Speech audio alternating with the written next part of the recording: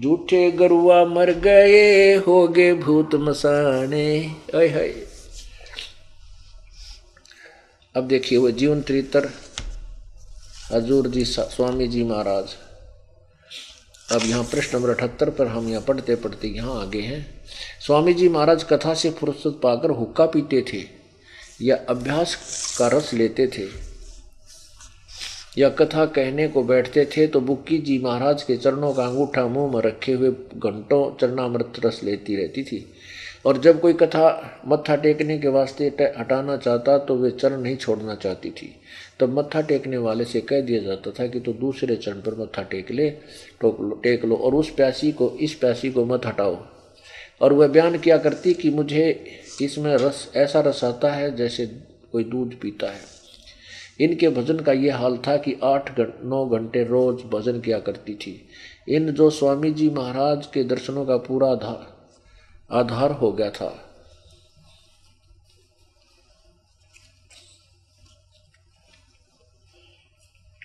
सूरत भी ऊंचे देश में पहुंचती थी। बुक्की की कहें ऊंचे देश में सूरत पहुंचे। और अब आगे बताऊंगा क्या बीमारी थी बुक्की के।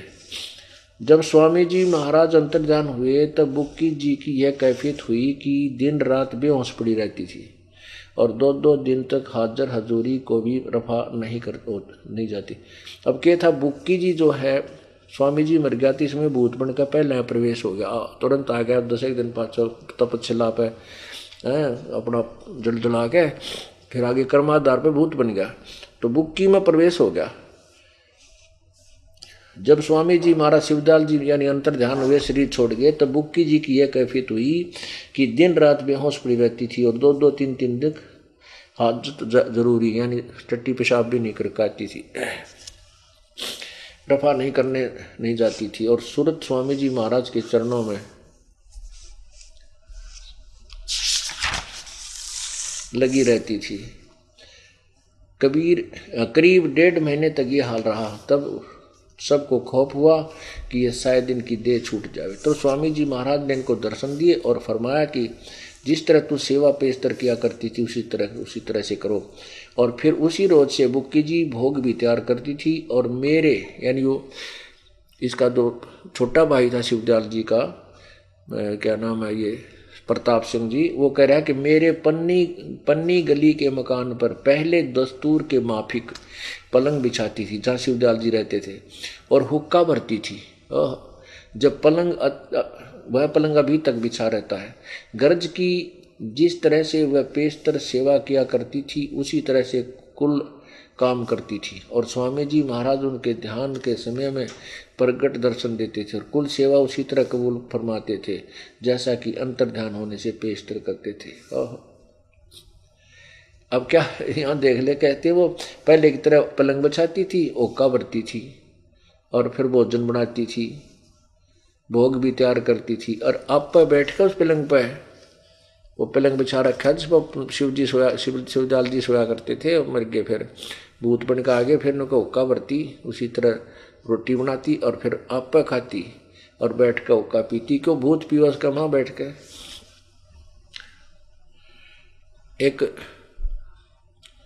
एक भक्त था, उसने काजी नाम ले लिया उसने, और उसका चाचा था इसी ग्रुप का सेवक राधा स्वामी वाले का। मतलब मेरा चाचा राधा स्वामी रहा 30 साल तक और वो मर गया। मर के मेरी जो पुत्र बधू माँ है और वो चूरमा घना खाया करता। तो वो नौका है उसमें आकर नौका चूरमा बढ़ाओ नहीं थारा नाश कर दूंगा। अब 1-2 नुकसान हो गया हमने होया चाहे किसी कारण से, फिर हम डर गए। तो वह पुत्र वधू में वो आवे और उसका चूरमा बनावा और वो खावे और खा के सो जावे हैं। और ओका पीवे, ओका पिया कर तमाकू बीड़ी पीता था, बीड़ी पीवा हमारी पुत्र वधू सॉरी की बहू, और जो ना ओका पीवा भर का गुड़गुड़ करे। हम बड़े दुखी हो रहे थे, बहुत नुकसान हो रहा था। अब आपके शरण में आए पाछे वो चाचन पांडा पीछा छूटा हमारा, कटा टंटा बाज गया, बिरना कित गया।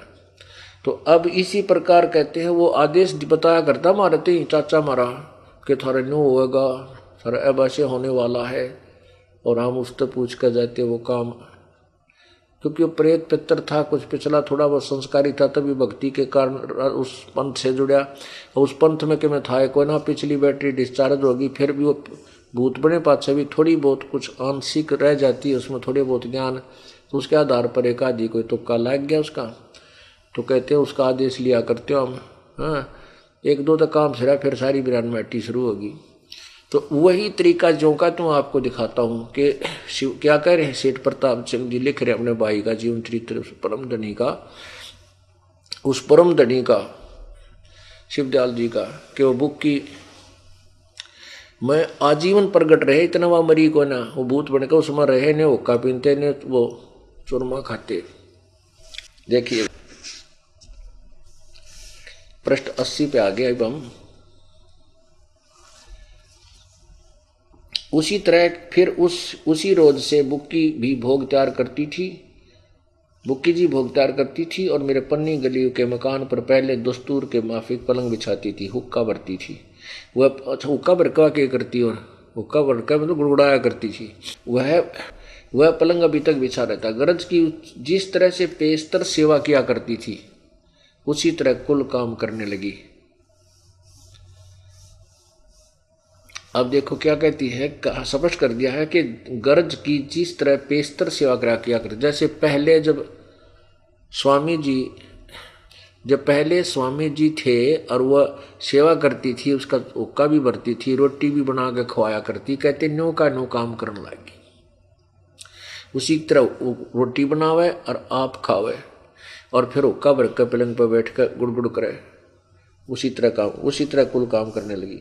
और स्वामी जी महाराज उनको ध्यान के समय प्रगट दर्शन देते थे, कुल सेवा उसी तरह कबूल फरमाते थे। ओए होए, कुल सेवा देखिए, यह हो गया क्लियर कथी। इसमें क्या कहा कि कुल सेवा यानी हुक्का भी पिया करते, रोटी भी खाते थे, उसको ध्यान में दर्शन देते, ध्यान में नहीं प्रगट होते तो भूत बनकर उसका माए बढ़ जाते थे, प्रगट के होते थे बता, और पढ़कर वैष्णो बरका होकर करके ला ला के घूट मारते। देख स्वामी जी महाराज उनको ध्यान के समय प्रकट होते थे, और कुल सेवा उसी तरह कबूल फरमाते थे जैसा कि अंतर ध्यान होने से पेशतर करते थे। मरण से पहले, मृत्यु से पहले जैसे हुक्का पिया करते और रोटी खाया करते, न्योय बुक्की के माध्यम से सारी कबूल करते थे, खाना भी खाते थे और हुक्का भी पीते थे। देखना कब तक रहे। बुक्की जी को महाराज जी उनके आखिरी दम तक प्रकट रहे, बुक्की नहीं मरी, इतना उसका माँ भूत बने रहे। यहाँ तक कि जिसमें किसी को जब कोई बात स्वामी जी महाराज से अर्ज करनी होती थी तो वे बुक्की जी के जरिए दरियाफ्त करते थे। यानी बुक्की जी अभ्यास के समय स्वामी जी महाराज को प्रकट करके हम कलाम हुआ करती थी। इस नियाजमंद को भी जब कभी भीड़ के समय पर घबराहट होती थी तो किसी तरह से अकल काम नहीं करती थी, तब बुक्की जी के जरिए से स्वामी जी महाराज का हुक्म लिया करता था। ये लेखक बोल रहा है प्रताप सिंह जी। जब मैं कभी मेरा भीड़ पड़ जाती, मेरी बुद्धि काम ना करती, आपत्ति आ जाती, तो बुक्की के पास जाकर अर्ज करते थे और वो फिर उसमें आकर बोलता था भूत बनकर, और फिर वो आदेश देता था। कौन?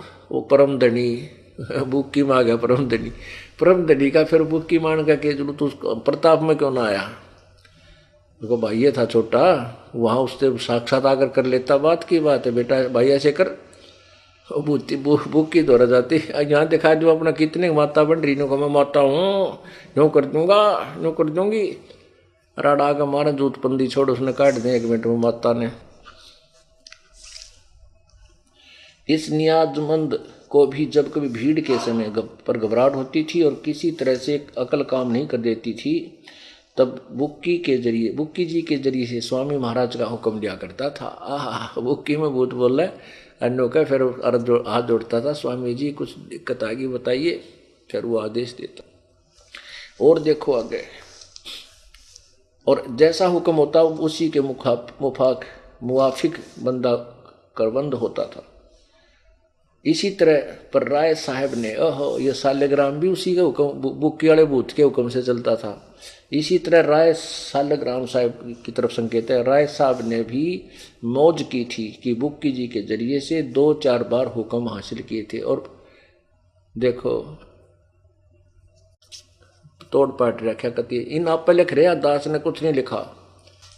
अब क्या स्पष्ट हो गया, कहते हूँ सालग्राम राय साहब सालग्राम जिसने यो राधा स्वामी पंथ चलाया, कहता ना मेरा पंथ नहीं तो सालग्राम का चलाया हुआ।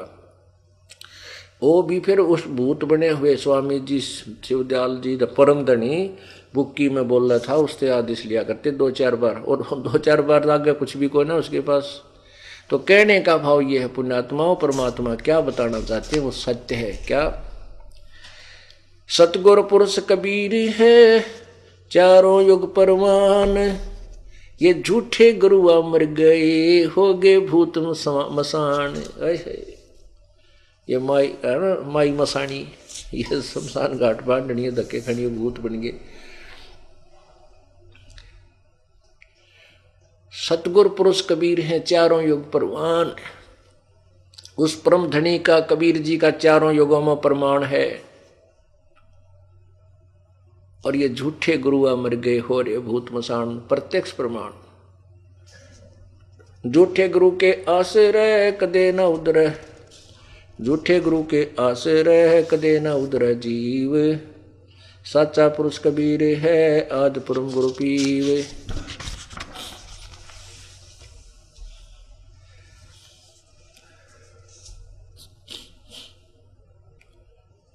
सतगुर पुरुष कबीर का विखम पंथ बैराट, शिव ब्रह्मादिक धाम ही मुनिजन जो है बाट।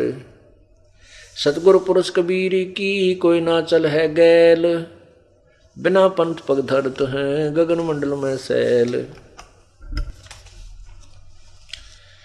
धर्मराय दरबार में दी कबीर तलाक, मेरे भूले चूके हंस को तू छड़िए मत कजाक। अपनी समर्थता बताते हुए कि गरीबदास जी ने देख लेगा तो देखो, हम किसी अपने बड़े मित्र हो, रिश्तेदार हो, कोई अच्छा अधिकारी हो और उसके साथ चले जाओ और वो कोई अधिकारी हमारे काम में ना करता और वो फिर जाकर उसका डांट मार, तूने कैसे ऐसे कर दिया तू क्या, तो वो ने करा कर दी सर होगी गलती कर दूंगा, जैसे आप कहोगे वैसे ही कर दूंगा, और देख लेना मेरे आदमी ने तो कुछ नहीं कह देगा, हाँ जी ठीक है।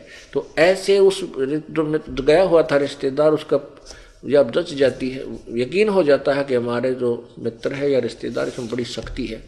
तो ऐसे ही परमात्मा ने ये प्रमाण अपना एविडेंस बनाना था गरीबदास साहिब को, अपनी समर्थता दिखाते हुए कहा धर्मराज के दरबार में जाके कि फिर ये गरीबदास जी मेरे डंडोरे पीटेगा और ठोक कर कहेगा कि कबीर पूर्ण परमात्मा है।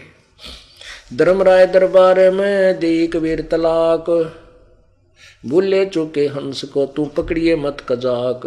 ओह बोले पुरुष कबीर से धर्मराय कर जोड़, तुमरे हंस न चंप हूं मुझे 2 ही लाख करोड़। हाथ जोड़ कर कहने लगा वो धर्मराज कि आपके जो हंस हैं, आपके अनुयायी हैं, जो सच्ची नाम से संपर्क हो चुका है, संबंधित है, उनको मैं नहीं छोड़ूंगा, मैंने 2 लाख करोड़, लाख 2। और फिर धर्मराज कहता है कि परमात्मा जो आपका नाम लेने तो पहले कोई शराब पीवे था, बुराई करे था, पर स्त्री गमन करे था, दुराचार करे था, मांस खावे था, चोरी करे था, ठगी करता था, परमात्मा मेरे अकाउंट में, मेरे पास तो जैसा जो कर्म करेगा दोनों भोगने पड़ेंगे, पुण्य भी और पाप भी। तो प्रभु उनकी सजा तो मैंने देनी पड़ेगी जो उसके पूर्व आपके शरण आने से पहले जो पाप है, अपराध है। मदहारी नारी जरा भांग तमाकू खाही, परदारा पर घर तक है जिनको नो अकनाही। पूछे है कि जो मद आहारी शराब पीने वाले और जारी नरा परदारा पर घर तक है, पर घर तकना दूसरे का चोरी करना, परदारा यानी दूसरे की पत्नी पर बड़ी नीत करना,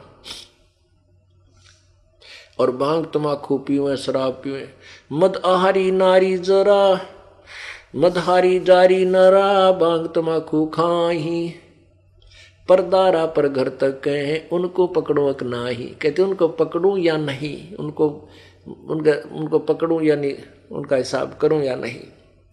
धर्मराय विनती करे सुनियो पुरुष कबीर, जिनको तो मैं पकड़ूंगा जड़नी पड़े जंजीर। अब परमात्मा क्या कहते हैं, चुंबक रूपी शब्द है लोहे रूपी जीव, पर्दे माही बैठ हूं दरस परस हो पीवे। चुंबक हमरा रूप है लोहे रूपी जीव, पर्दे माही बैठ हूं दरस परस हो जीव पीवे। चुंबक अमरा रूप है लोहे रूपी प्राण, धर्मराय त्रिबंध से हमले उड़े अचान। अब क्या कहता है धर्मराज, परमात्मा कहते हैं कि जो चुंबक जागट नौबत नाम की जाको पकड़े कौन, खाली को छोड़ू नहीं जाकी रीति जून। धर्मराज कहता है कि परमात्मा जिसके पास आपका नाम है उसके निकट में नहीं जा सकता, और जो नाम रहित है जिसके पास नाम नहीं है या नाम कट पट गया है उसको तो 84 लाख में जाने की उसकी तो परंपरा है, रीत। जागट नौबत नाम की जाको पकड़े कौन, खाली को छोड़ू नहीं रीति जिसकी जून। उसकी तो परंपरागत उसने 84 लाख में जाना है, लेकिन जिसके पास आपका सत्य नाम है उसके पास कैसे जा सकता हूं मैं। कर जोड़े बंदगी करे वह 14 मनी दीवान, सो तो मरकब कीजिए भक्ति बिना विधान। कि वो बड़े बड़े महाऋषि महर्षि और साधना करते हैं बगैर विधान के, बगैर किसी यानी मनमाना आचरण करते हैं, वो तो गधे बनेंगे। फिर क्या कहते, कर्मों से तीरथ हैं जो अब हैं जो शरण कबीर। धर्मराज पूछता है, कर्मों से तीरथ थे अब हैं जो शरण कबीर, जिनको निश्चय मारूंगा मैं काढ़ूं बल तकसीर। कहते हैं जो पहले जिनके कर्म खराब थे ईब आपकी शरण में है परमात्मा, मन वो तक कूटने पड़ेंगे। अब परमात्मा के कहता है, क्या कहते हैं, बंदी छोड़ पहले किए सो बख्श हूं आगे करे न कोई। कबीर कहे धर्मराय सो नाम रटे जो मम सोई।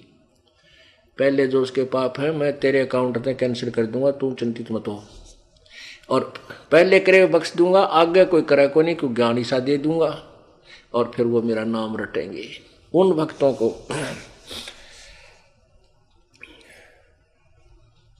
पहले किए सो वो बख्श हूं आगे करे ना कोई। कबीर कह धर्मराज राय सो नाम रटे मम सोई। करम भरम ब्रह्मंड के मैं पल में करहूं नेस, जिन हमरी दोही दी सो करो हमारे पेश। जिनने मेरी दुहाई दी और गलती से किसी कारण से वो हमसे विमुख भी हो चुका है, और उसने क्योंकि अब तांडी पाक रहे हम, जो परमात्मा के चरणों में आने के बाद जिसने 5-4 वर्ष हो गए ना, 6 वर्ष, उसको इतने सुख दे देगा भगवान जो सच्चे ढंग से लग रहा है। फिर उसका भूल पड़ जाए कि यह तो मौज ने माचरी वैसे ही हो रहा होगा। फिर ये जाता हूँ वहाँ, फिर ये मृत्यु के उपरांत धर्मराज के दरबार में जाता है, फिर उसके ये वचन याद आते हैं, ऐ भगवान मैं तो कबीर साहब का चेला था, अब याद आ मैं तो कबीर साहब का अनुयायी हूँ, वहाँ जाकर रो। अब उसके पास भक्ति होगी नहीं, आप बकवादाम खोदी होगी तो कोई सुने को नहीं, और यदि आपका कुछ शेष संस्कार भी रह रहा होगा, परमात्मा कहते हैं उस भूले चूके हंस को भी तू पकड़िए मत कजाक, और को तो मतलब है को नहीं नलवा जा। धर्मराय दरबार में दी कबीर तलाक, मेरे भूले चूके हंस को तू पकड़िए मत कजाक। क्या कहते हैं, करम भरम ब्रह्मंड के पल में करहूं नेस, जिन हमरी दोही दी वो सुकरो हमारे पेश। कि जिन्हें तेरे दरबार में कोई पकड़ भी लिया और उसने कह दिया मैं तो बंदी छोड़कर हंस हूं, मुझे यहाँ क्यों ले आए तू, मैं तुम्हारा कोई लेखा नहीं। ऐसे एक भक्त ने बताया कि मुझे काल के दूत पकड़ देंगे, और मैं वहां पहुंच गया तो धर्मराज बैठा, मैं कहने लगा तुम मुझे कैसे ले आए, तुम मुझे पकड़ नहीं सकते, हम तो कबीर साहब के शिष्य हैं, बच्चे हैं, उसके अनुयायी हैं, हम संत रामपाल के चेले हैं। और धर्मराज बोला रहा मन नहीं मुरवाओगे, खागड़ो तुम, छोड़ दो इसने कित ले आई यहाँ पर। कहते मैं पसीना आ रहा है मेरे सारा शरीर में, और सपना और कति ने घिघी बंद रही जब वो वापस आया, रे तरह सचमुच नाश हो गया था। वह फिर सुबह बताओ आके एक भक्त बता रहा था कि हमें इतने निर्भर कर दिया आपके ज्ञान ने कि एक ऐसे ही यम के दूत आगे 3-4 जने मन पकड़ कर बोले चलांगे मेले सत्संग में। तो सत्संग का नाम लेते उठ लिया, गिल हो लिया उसको, चल भाई चल। आगे जाकर उन्हें बाँच डाली ने, बोले चल तेरे को उसमें धर्मराज के पास ले जावांगे, यमराज दौरा है।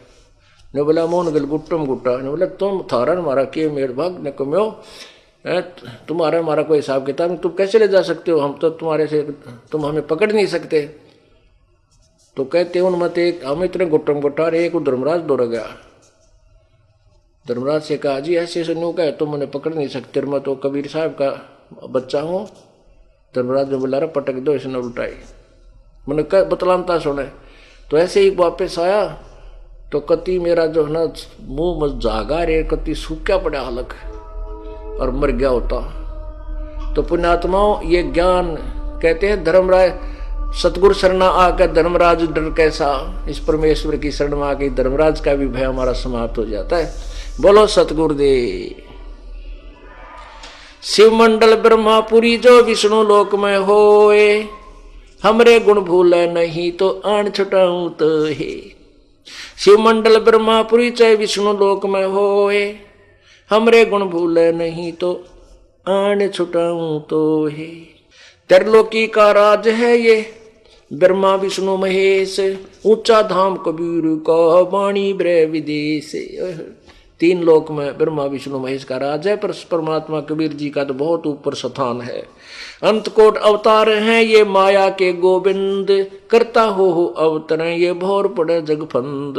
अब क्या बताते हैं कि जैसे ये पुराणिक लोग ऐसी कथा सुनाया करते, कहते हैं एक शेषनाग है, शेषनाग के सिर के ऊपर एक बैल खड़ा है, बैल के ऊपर ना एक कछुआ है, कछुए के ऊपर शेषनाग है, कूरम्ब के ऊपर फिर शेषनाग का सींग, एक बैल खड़ा है, बैल का सींग के ऊपर धरती धरी है, धौल धरा है। परमात्मा कहते वो कूरम्ब किसका ऊपर बैठा है, फिर यह भी बता दो।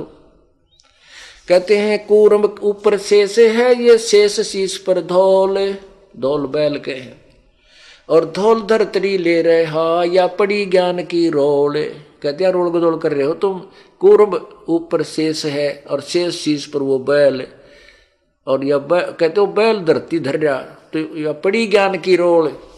वो कूरम्ब किसके आश्रय और कौन शरण है शेष, ये तो बटक बीज विस्तार है कोई समझे ज्ञान नरेशु। ज्ञान नरेश माने तो कोई तत्वदर्शी संत समझावेगा आपको। अंत कोट ब्रह्मांडे का एक रतीनी भार, सतगुरु पुरुष कबीर हैं ये कुल के सिरजनहार। कबीर गरीबदास महाराज अपने भगवान, क्योंकि मैं कोई आकर नो के मैं और बैठ जाकर मैं डीसी हूँ बांडे जा डीसी है, कोई ना यकीन हो और दूसरा दूर हो जा डीसी साहब आने लग रहे, अच्छा दूर हो जाएगा आदमी। तो ऐसे परमात्मा ने अपने गवाह और अपने प्रशंसक तैयार किए, सचमुच के ये मेरे बारे में बताओ ये भगवान है, तो जल्दी यकीन होता है। तो गरीबदास साहब जी क्या बता रहे हैं, अंत कोट ब्रह्मांड का एक रतीनी भार, सतगुरु पुरुष कबीर हैं ये कुल के सिरजनहार। बोलो सतगुरुदेव की जय।